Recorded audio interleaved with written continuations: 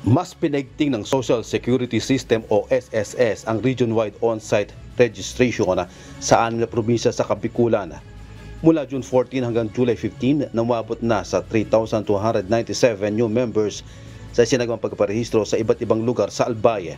Nasa kabuang 10,000 naman na mga residente mula sa Camarines Norte, Camarines Sur, Catanduanes, Albay at Sorsogon ang narehistro ng ahensya na bagong miyembro nito. Ang pinakahuling on-site registration ay sinagawa sa Kamalig Municipal Hall at Ligaw City Pavilion. Nilinaw naman ng pamunuan ng SSS na hindi naman agad kwalipikado ang mga miyembro sa coverage ng mga benepisyo. Ang mga miyembro ng SSS na empleyado na nag-iibig magdagdag ng kanilang savings at malaking pensyon sa pagre-retiro, pwede magbayad ng bukod na contribution para sa My SSS Pension Booster. Nasa 500 piso ang minimum contribution para maka-avail naman ng additional lump sum pension bukod pa sa retirement benefit.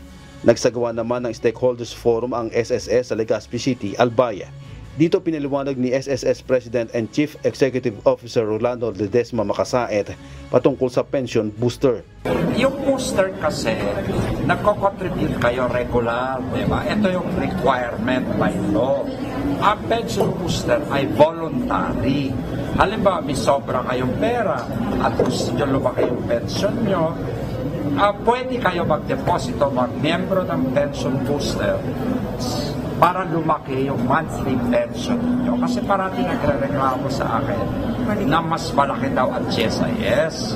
Ako po naging presidente ng GSIS. Ang hindi nyo alam, malaki ang pension ng GSIS kasi malaki ang kinocontribute nila. Ang mga miyembro naman na may nakuhang loan o pagkakautang sa ahensya na past due na, gaya ng calamity loan, ay bibigyan ng 5 taon para ito ay mabayaran. Emergency, calamity loan, housing loan, educational loan. Pagka may loan kay sa SSS at past due, pwede po kayong pupunta na lang sa SSS, i-restructure doon, tawag namin console loan, i-waive natin po ang penalty. Importante po ito, i-waive namin yung penalty. At yung balance po, babayaran nyo over 5 years para po lumiit lang yung binabayaran nyo.